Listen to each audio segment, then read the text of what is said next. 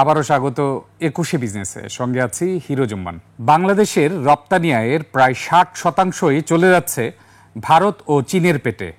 এই দুদেশের সাথে প্রায় $৩০ বিলিয়ন বাণিজ্য ঘাটতি পূরণেই চলে যাচ্ছে বাংলাদেশের রপ্তানি আয়ের সিংহভাগ। এছাড়া পরিমাণে কম হলেও পাকিস্তানের সাথেও বড় বাণিজ্য ঘাটতি রয়েছে বাংলাদেশের।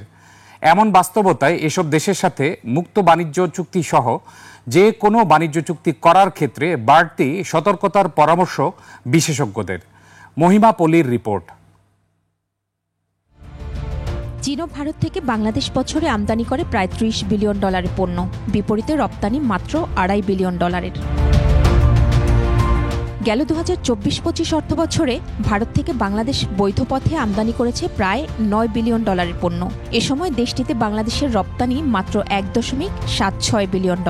বাণিজ্য ঘাটতি $৭ বিলিয়ন মার্কিন ডলারের বেশি। চীনের সাথে বাংলাদেশের বাণিজ্য ঘাটতি আরও ব্যাপক। ২০২৪ সালে চীন থেকে বাংলাদেশের আমদানি ছিল $২০.৮৮ বিলিয়ন, আর গেল অর্থ বছরে চীনের বাজারে বাংলাদেশ রপ্তানি করে মাত্র $৬৯.৪৫ লাখ। এ হিসেবে বাংলাদেশের বাণিজ্য ঘাটতি $২০ বিলিয়ন বেশি, যা বাংলাদেশের মোট রপ্তানি আয়ের প্রায় 40%। পরিমাণে কম হলেও পাকিস্তানের সাথেও বাংলাদেশের বাণিজ্য ঘাটতি অস্বাভাবিক। গেল অর্থ বছরে পাকিস্তান থেকে বাংলাদেশ আমদানি করে $৭৮.৭০ লাখ পণ্য, বিপরীতে দেশটিতে বাংলাদেশের রপ্তানি মাত্র $৭.৪০ লাখ। এমন বাস্তবতায় প্রতিবেশী বা প্রতিযোগী যে কোনো দেশের সাথে বাণিজ্য চুক্তিতে বাংলাদেশের সুবিধা নিশ্চিত করার পরামর্শ বিশেষজ্ঞদের। বাংলাদেশের যে রপ্তানি আয় রয়েছে তার একটা বড় অংশ ব্যয় করতে হয় এই দুটো দেশের আমদানি ব্যয় মেটাতে। পাকিস্তানের ক্ষেত্রে যেটি আছে সেটি হলো যে আমাদের তাদের সঙ্গে একটা বড় রকমের বাণিজ্য ঘাটতি আছে, এবং আমরা খুবই সামান্য পরিমাণে রপ্তানি করি কিন্তু আমদানি করি কিন্তু অনেক বেশি তাদের কাছ থেকে। তো এবং এই জায়গাটাতে আমাদের বেশ কিছু উদ্বেগ আছে। আমি মনে করি যে চীন, ভারত এবং পাকিস্তান এই প্রত্যেকের সঙ্গেই আমাদের কিছু বাণিজ্যিক বোঝাপড়া দরকার। তারা বলছেন বাণিজ্য ঘাটতি যাতে কমানো সম্ভব হয় অথবা ওইসব দেশের বিনিয়োগের মাধ্যমে যাতে বাণিজ্য ঘাটতির ক্ষতি পোষানো যায় সেদিকে বাংলাদেশকে মনোযোগ দিতে হবে। চীন এবং ভারতে আমাদের রপ্তানি আয়ের থেকে আমাদের আমদানি ব্যয়টা অনেক বেশি। তা এই দুই দেশ থেকে আমাদের ট্রেড ব্যালেন্স কিভাবে করা যায় সেটা আমাদের এখন চিন্তাভাবনা করতে হবে। কারণ আমাদের এই দুই দেশের সাথে যদি আমরা ট্রেড ব্যালেন্সটা করতে পারি তাহলে আমাদের ফরেন এক্সচেঞ্জ রিজার্ভটা থেকে এত ডলার ব্যয় করতে হবে না।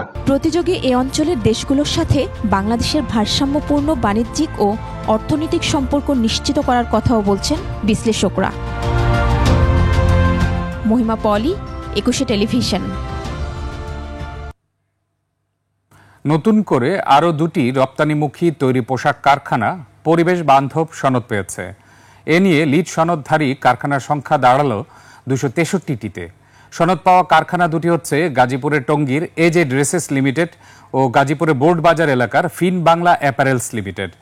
কারখানা দুটি যুক্তরাষ্ট্রের ইউএস গ্রিন বিল্ডিং কাউন্সিল থেকে পরিবেশ বান্ধব সনদ পেয়েছে। এই সনদ পাওয়ার জন্য একটি প্রতিষ্ঠানকে কয়েকটি শর্ত পালন করতে হয়। সাধারণত 4 ক্যাটাগরি লিড সনদ দেওয়া হয়।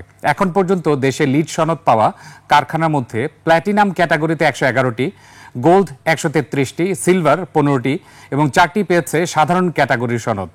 লিড সনদ পেতে প্রতিটি প্রকল্পকে ইউএস গ্রিন বিল্ডিং কাউন্সিলের তত্ত্বাবধানে স্থাপনা নির্মাণের কাজ থেকে শুরু করে উৎপাদন পর্যন্ত বিভিন্ন পর্যায়ে মান রক্ষা করতে হয়। এবার এশিয়ার প্রধান শেয়ার বাজারের খবর। সূচকের নিম্নমুখী প্রবণতা দেখা যাচ্ছে এশিয়ার বেশিরভাগ পুঁজিবাজারে। জাপানের শেয়ার বাজার নিকি সূচক 413 পয়েন্ট কমে দাঁড়িয়েছে ৪২,৩৯৪ পয়েন্টে। কমেছে হংকংয়ের শেয়ার বাজার হ্যাংসেংয়ের সূচক 177 পয়েন্ট কমে অবস্থান করছে 25,652 পয়েন্টে।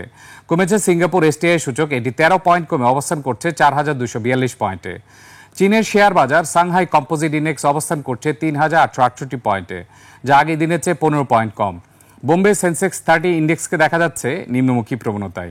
সেন্সেক্সের সূচক 544 পয়েন্ট কমে অবস্থান করছে 81,091 পয়েন্টে। কমেছে থাইল্যান্ডের থাই স্টক এক্সচেঞ্জের সূচক, এটি 2 পয়েন্ট কমে অবস্থান করছে 1,259 পয়েন্টে।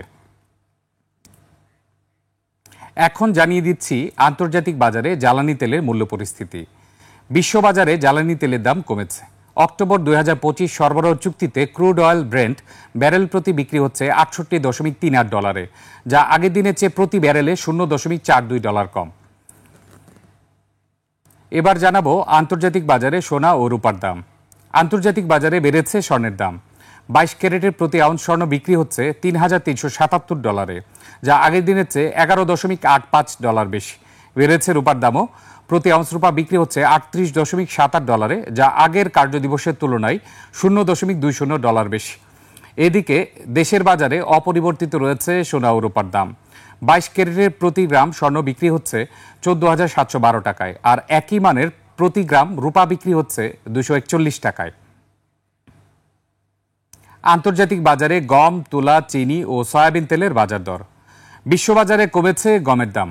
শিকাগো বোর্ড অব ট্রেডে ডিসেম্বর 2025 সরবরাহ চুক্তিতে প্রতি বুসেল গমের ভবিষ্যৎ মূল্য দাঁড়িয়েছে 528.75 সেন্টস, যা গত দিনের চেয়ে 1 সেন্টস কম। আন্তর্জাতিক বাজারে তুলার দাম কমেছে।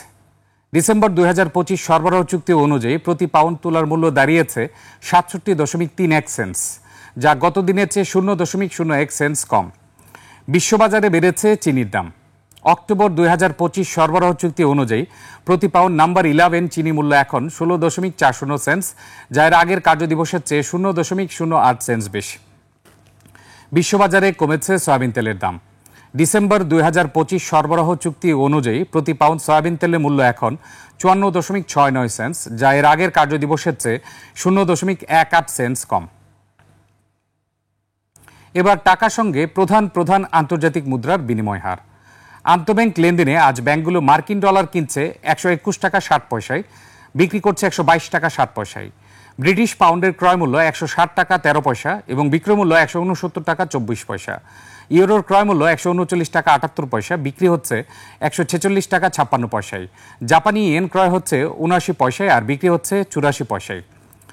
এদিকে ব্যাংকগুলো কানাডিয়ান ডলার কিনছে 87 টাকা 33 পয়সায়, বিক্রি করছে 90 টাকা 31 পয়সায়। ভারতীয় রুপির ক্রয় মূল্য 1 টাকা 31 পয়সা, বিক্রি হচ্ছে 1 টাকা 48 পয়সায়। সৌদি রিয়ালের ক্রয় মূল্য 32 টাকা 33 পয়সা এবং বিক্রয় মূল্য 33 টাকা 7 পয়সা। মালয়েশিয়ান রিঙ্গিত ক্রয় হচ্ছে 28 টাকা 66 পয়সা এবং আন্তঃব্যাংকে বিক্রি হচ্ছে 29 টাকা 55 পয়সায়।